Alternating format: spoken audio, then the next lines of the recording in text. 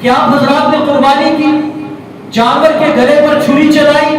اللہ کا حکم تھا قل ان صلاتی ونسکی ومحیای ومماتی للہ رب العالمین، اللہ کا حکم تھا فصلی لربک وانحر، یہ قربانی کیجئے۔ آپ نے جانور کے گلے پر چھری پھیر کر اسے ذبح کر دیا۔ اللہ رب العزت تو خود قرآن میں فرماتے ہیں کہ لن ینال اللہ لحومها، مجھے تو گوشت نہیں چاہیے، ولا دماؤها، نہ تم نے جو میرا نام بول کے اس کا خون نکالا مجھے وہ خون بھی نہیں چاہیے۔ تو اللہ تعالی نے یہ عمل اتنی بڑی تعداد میں کہ لاکھوں فرزندان اسلام بلکہ کروڑوں فرزندان اسلام کروڑوں جانوروں کا خون بہاتے ہیں، یہ عجیب حکم ہمیں کیوں دیا؟ جہاں میں نے بہت دفعہ اس بات کو بیان کیا، عید کا چونکہ آخری دن ہے اور تازہ ابھی آپ نے قربانی کی ہے، تو یہ بات سمجھنے کی کوشش کرے کہ اللہ رب العزت جانور کو ذبح کرنے کے عمل کے ساتھ ہمیں یہ بتانا چاہتے ہیں کہ اپنی خواہشات کو بھی اسی طرح ذبح کر لو، ہر اس اللہ کے حکم کے آگے جو اللہ تعالی نے کرنے کا حکم دیا، اور ہر اس حکم کے آگے جس سے اللہ تعالی نے بچنے کا حکم دیا۔ اگر تم اسی طرح اپنی خواہشات کو، اپنے انا کو، اپنے تکبر کو ذبح کر گئے تو تمہیں اللہ رب العزت کا وہ قرب نصیب ہوگا کہ جس کے بعد اللہ تعالی انسان کو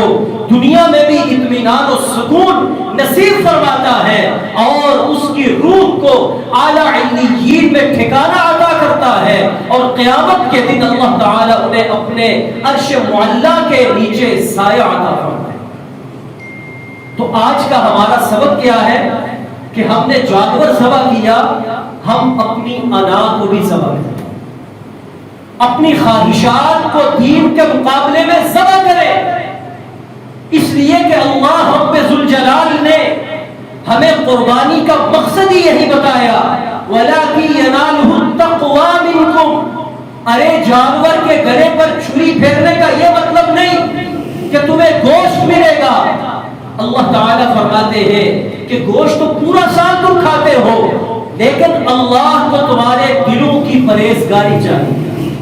اور دلوں کی پرہیزگاری کیسے آئے گی؟ جب دل میں اللہ آئے گا۔ دلوں کی پرہیزگاری کیسے آئے گی؟ جب ہم اپنی روح کو وہ سامان مہیا کریں گے، وہ اسباب مہیا کریں گے جو اللہ تعالیٰ نے اس روح کو پاکیزہ کرنے کے لیے آسمان سے اتارے۔ لہذا اللہ تعالیٰ قرآن میں کیا فرماتے ہیں؟ انما المؤمنون اخوة فاصلحوا بین اخویکم واتقوا اللہ لعلکم ترحمون، کہ بے شک ایمان والے آپس میں بھائی بھائی صلح بندی کے ساتھ، بھائی چارے کے ساتھ، محبت و مودت و الفت کے ساتھ ایک دوسرے کے ساتھ معاملہ کریں تاکہ اللہ تعالیٰ تم پر رحم فرمائے۔ لہٰذا آج عید الاضحیٰ کے آخری دن کی مناسبت سے میں آپ سے یہ عرض کرنا چاہوں گا کہ آج اپنے آپ کو مسلمان کہنے کے باوجود، دین اسلام پر عمل پیرا ہونے کے باوجود ہم نماز پڑھتے ہیں، مسجد میں حاضری لگاتے ہیں، قرآن کی تلاوت کرتے ہیں، لیکن ہمارے دل بغض و عناد سے پاک نہیں ہے، ہمارے دماغ تکبر سے بھرے ہوئے ہیں، ہمارے سینے میں انا کے بت پل رہے ہیں۔ میرے بھائیوں، ان سب کو آج ذبح کرنے کی ضرورت ہے، وگرنہ ہمارے یہ نیک اعمال اللہ تعالیٰ کے ہاں ہمیں کوئی اجر و ثواب اور فائدہ دینے والے نہیں۔ نبی کریم علیہ الصلوۃ والسلام کی حدیث، صحیح حدیث مسلم شریف کے اندر موجود، آپ علیہ الصلوۃ والسلام نے فرمایا کہ سوموار کے دن، یوم الاثنین و یوم الخمیس، سوموار کے دن اور جمعرات کے دن اللہ تعالی فرشتوں سے یہ فرماتے ہیں کہ میرے تمام ماننے والوں کی مغفرت کی جائے۔ جو شخص اللہ تعالی کے ساتھ کسی کو شریک کرتا ہے اس کو چھوڑ کر، الا تعبد اللہ شیئا، جو اللہ کے ساتھ کسی کو شریک کرتا ہے اس کو چھوڑ کر باقی ہر مسلمان کی مغفرت کر دی جائے۔ اور پھر اللہ تعالی فرشتوں سے یہ فرماتے ہیں کہ انظروا ہذین حتی اصطلحا، ان دو لوگوں کو چھوڑ دو یہاں تک کہ یہ آپس میں سلو کر دو۔ 3 دفعہ یہ الفاظ اللہ تعالی ارشاد فرماتے ہیں ان دو مسلمان بھائیوں کے لیے جو کسی دنیاوی ذاتی رنجش کی بنیاد پر ایک دوسرے کے ساتھ باہم دست و گریباں ہو کر الجھ جاتے ہیں، ناراض ہو جاتے ہیں، بغض و عناد پال لیتے ہیں، اور ایک کہتا ہے کہ وہ نہیں بات کرتا میں کیوں کروں، دوسرا کہتا ہے کہ میں تو فلاں برادری کا ہوں میں کیوں بات کروں، اللہ تعالیٰ ان کی مغفرت کو روک دیتے ہیں۔ اگر اسی حالت میں آدمی کا انتقال ہو جائے تو پھر سوچنے کی بات ہے، ہمارے اگلے لمحے کا ہمیں پتہ نہیں۔ تو یہ دنیاوی رنجشیں، ظاہر انسان آپس کے بندھنوں کے اندر جڑا ہوا ہے، یعنی انسان ایسا حیوان ہے جسے سوشل اینیمل کہا جاتا ہے، یہ مل جل کے رہنے کا عادی ہے۔ جہاں آپ مل جل کے رہیں گے وہاں ناراضگیاں بھی ہوں گی، رنجشیں بھی ہوں گی، ایک دوسرے کے ساتھ معاملات درست بھی ہوں گے، خراب بھی ہوں گے، لیکن اس کا یہ مطلب نہیں کہ آپ بس اس کو کفر اسلام کا مسئلہ بنا لیں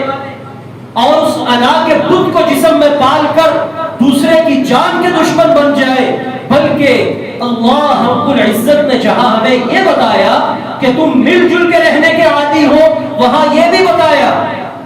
کہ انسان عیب، غلطی، گناہ اور خطا کا پتلا ہے، اس سے گناہ بھی ہوں گے، اس سے عیب بھی سرزد ہوں گے، اس سے لڑائیاں جھگڑے بھی سرزد ہوں گے، لیکن فرمایا کہ اس کا حل یہ ہے کہ ان کو ختم کرو، اور فرمایا کہ 3 دن سے زیادہ جو ذاتی رنجش کی بنیاد پہ ایک دوسرے کے ساتھ بغض و عناد رکھتا ہے، اللہ تعالیٰ اس پر اس وقت تک رحمت کی نظر نہیں فرماتے جب تک کہ وہ دوسرے کو معاف نہ کر دے یا اس سے معافی نہ مانگے۔ تو ہماری یہ نیک اعمال اٹک جاتے ہیں۔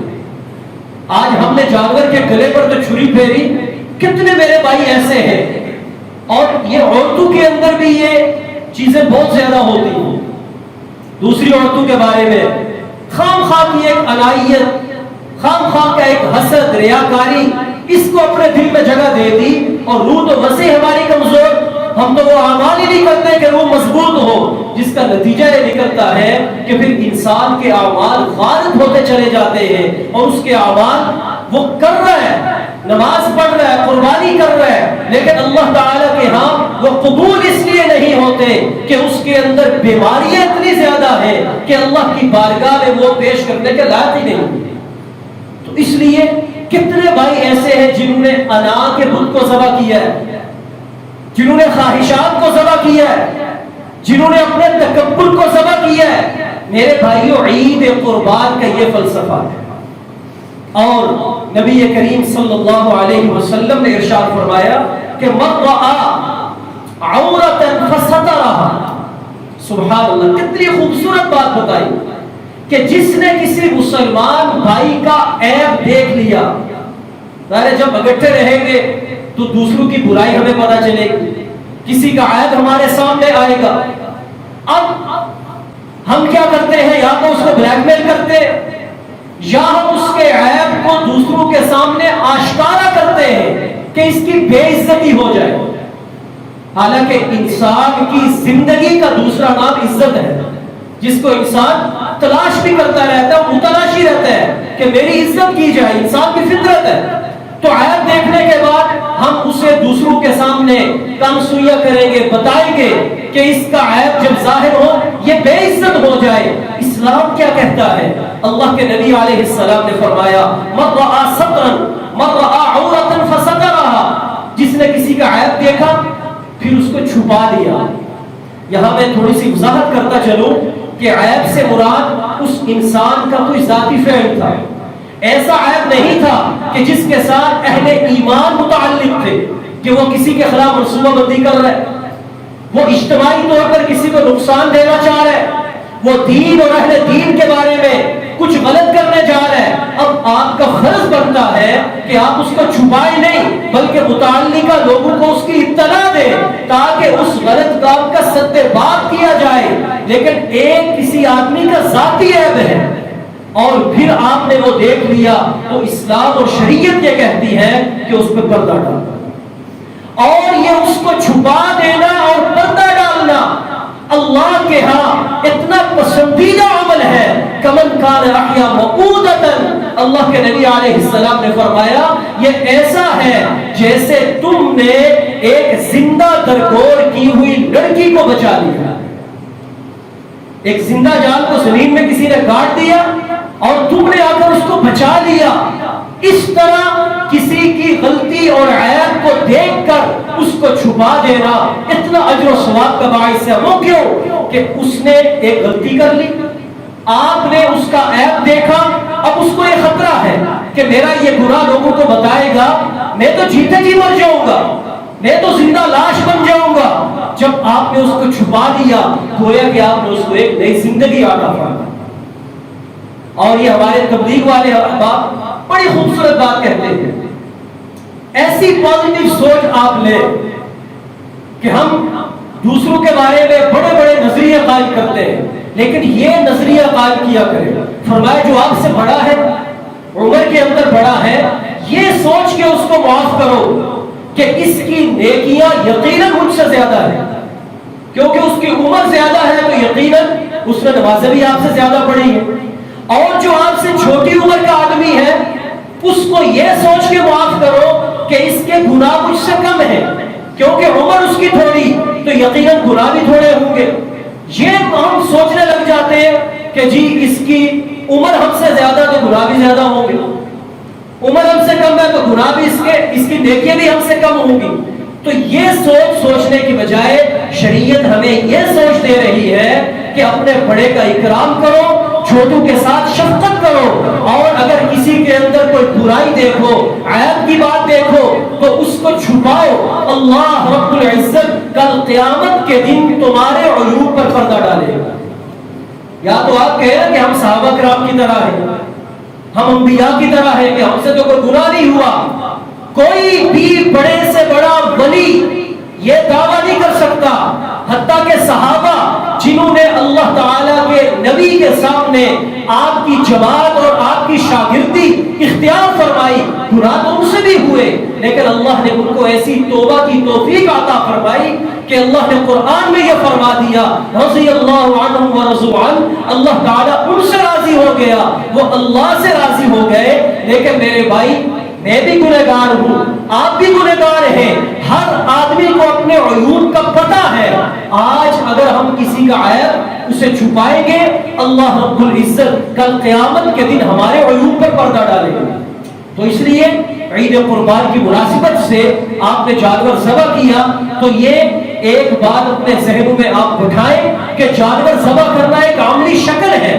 اس بات کے ارادے کی کہ باری تعالیٰ جتنی روحانی بیماریاں ہیں، تکبر کی بیماری ہے، انا کی بیماری ہے، دوسروں کے ساتھ بغض و عناد کی بیماری ہے، دوسروں کی غیبت کی بیماری ہے، اور اپنے دل میں دوسروں کے ساتھ حسد اور جیلسی ہونے کی بیماری ہے، اے باری تعالیٰ میں ان سب بیماریوں کو بھی آج ذبح کرتا ہوں، تو مجھے اس کی توفیق عطا فرما۔ اللہ رب العزت ہم سب کو دین اسلام کے حقیقی معنوں میں عملی تصویر بنائے۔ وآخر دعوانا الحمدللہ۔